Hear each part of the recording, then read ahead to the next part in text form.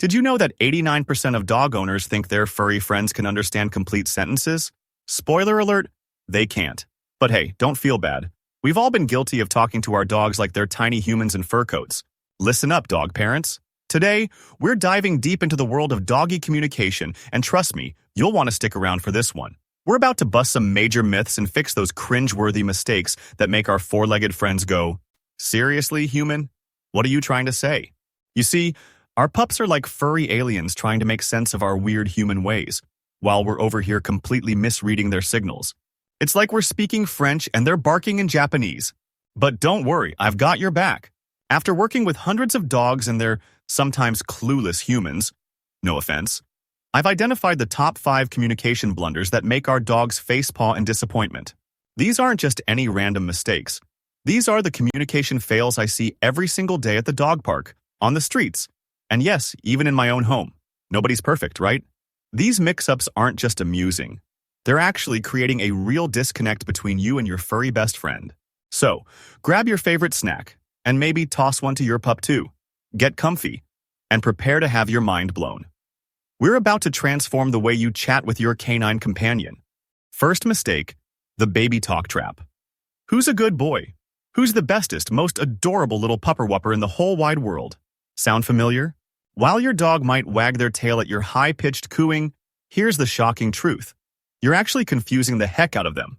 Dogs don't need fancy words or cutesy language. They need clear, consistent commands. When you switch between baby talk and regular commands, it's like trying to teach them 2 different languages at once. And here's what makes it even worse. Using baby talk during training sessions can actually undermine your authority. Your dog picks up on the uncertainty in your voice when you use that high-pitched tone. It's like trying to be taken seriously at work while speaking like a cartoon character. It just doesn't work. Second mistake, the mixed signals mayhem. Picture this. You're telling your dog no while giggling at their naughty behavior. Or maybe you're saying, "Come here," while walking toward them. Spoiler, that actually tells them to back away. Talk about sending mixed signals. Your body language and tone should match your words, folks. Dogs are like the world's best body language detectives. They notice everything, and these contradictions are making their heads spin. Here's a mind-blowing fact. Dogs spend about 80% of their communication time reading our body language, not listening to our words. Yet we humans keep blabbing away, wondering why Fido isn't getting the message. It's like trying to text someone who only reads smoke signals. The real kicker? Most of us are guilty of these first 2 mistakes multiple times a day without even realizing it. We're essentially speaking human to our dogs and expecting them to magically understand. It's like going to Paris and expecting everyone to understand your interpretive dance moves instead of learning basic French. Third mistake, the timing tumble. Ever caught your dog chewing up your favorite shoes, only to scold them an hour later? Facepalm moment. Dogs live in the now, people. They have absolutely zero concept of, "Remember that thing you did while I was at the grocery store?" Their memory for connecting actions and consequences is about 2 seconds. Yes, you read that right. Seconds. Think of it this way. It's like your boss giving you feedback about something you did 3 weeks ago. Confusing, right? That's exactly how your dog feels when you try to correct behavior after the fact. The key is catching them in the act and redirecting immediately. Otherwise, you're just that weird human who randomly gets angry at them while they're innocently lounging on the couch. Fourth mistake, the attention avalanche. Sit, sit, sit, sit, seat.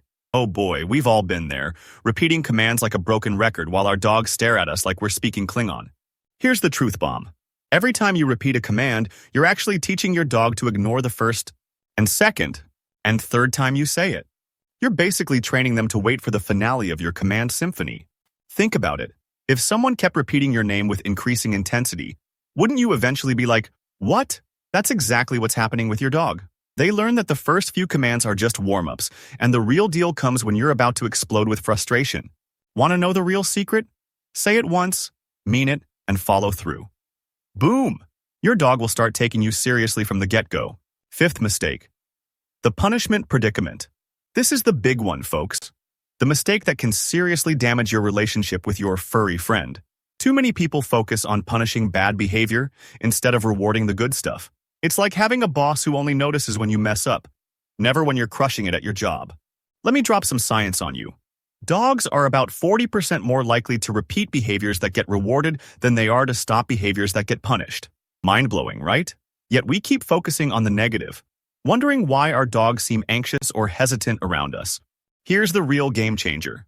Pay attention. This is the good stuff. Instead of waiting to catch your dog doing something wrong, become a detective of good behavior. Your dog quietly lying on their bed?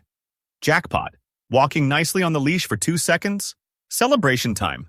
Didn't jump on your dinner guest immediately? Party mode activated.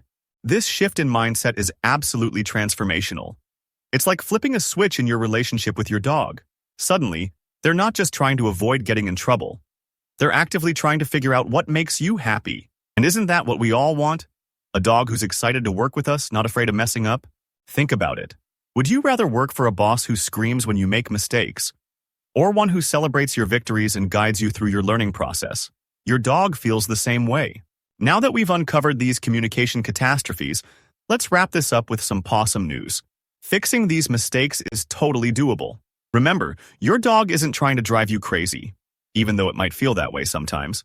They're just waiting for you to speak their language. Here's the ultimate truth bomb. The moment you start fixing these mistakes, you'll notice a change in your dog. It's like magic, except it's not. It's just good communication.